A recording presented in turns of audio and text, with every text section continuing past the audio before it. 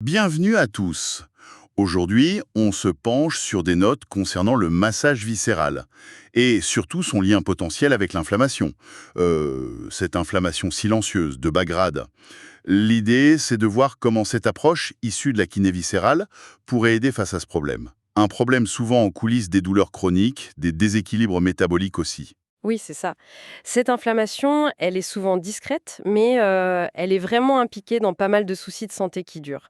Et les documents qu'on a suggèrent une réponse via la kiné viscérale, mais pas juste le massage en soi.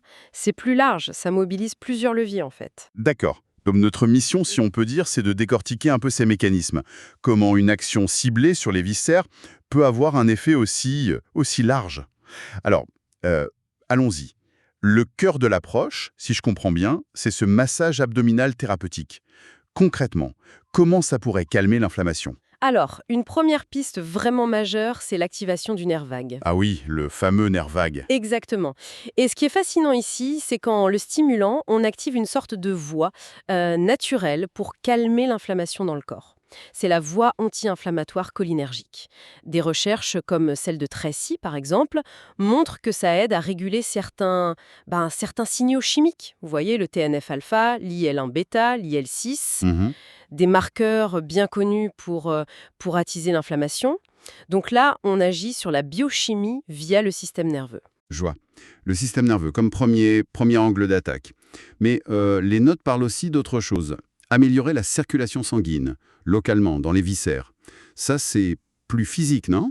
C'est précisément ça. C'est une action très directe. L'idée, c'est qu'en améliorant la microcirculation et aussi le drainage lymphatique autour des organes, Le drainage, ouais. on aide à évacuer plus facilement les déchets inflammatoires qui pourraient s'accumuler là.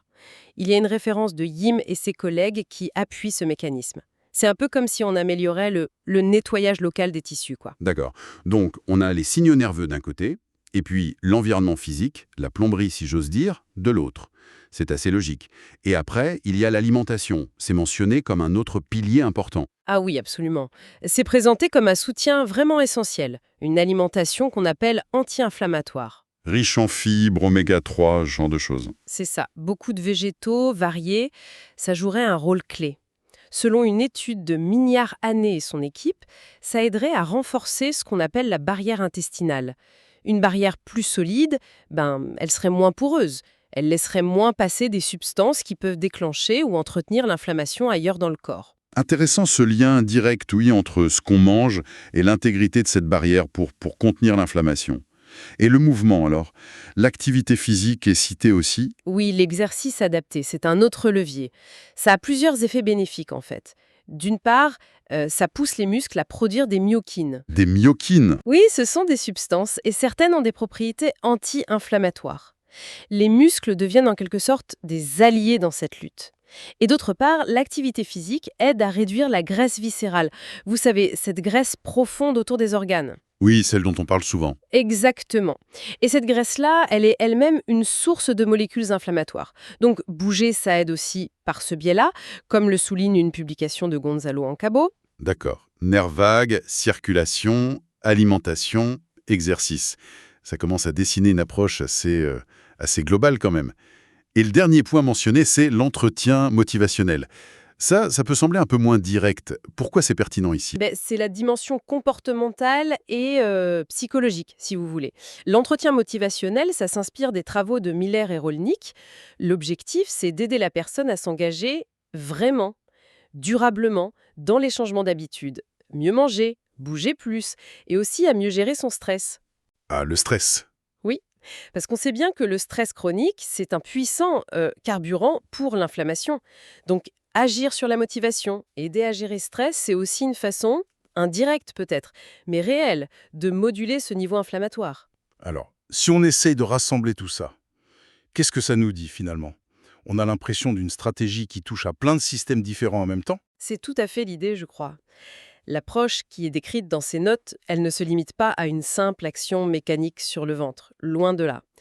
Elle combine des interventions sur le système nerveux autonome, avec le nerf vague, sur la circulation locale, sur le métabolisme via l'alimentation et l'exercice, et même sur l'état psycho-émotionnel, avec le stress et la motivation. C'est vraiment une tentative de s'attaquer aux racines multiples, interconnectées de cette inflammation de bas grade, pour essayer de rétablir un équilibre plus global. Donc, ce qu'on peut retenir de cette exploration, c'est que cette approche de kiné viscérale est présentée ici comme une approche intégrative, en fait. Elle va au-delà de la simple manipulation physique pour coordonner plusieurs stratégies, nerveuses, circulatoires, nutritionnelles, physiques et même comportementales, pour influencer cette inflammation silencieuse. Exactement. Et ça soulève, je trouve, une question assez importante pour la suite. Si toutes ces différentes facettes nerveuses, circulatoires, nutritionnelles, physiques et même psychologiques sont si liées dans la gestion de l'inflammation au niveau viscéral, jusqu'où cette interconnexion va-t-elle pour d'autres aspects de notre santé, de notre bien-être en général? C'est peut-être une piste de réflexion intéressante sur la pertinence des approches qui visent à considérer l'individu dans sa globalité, quoi.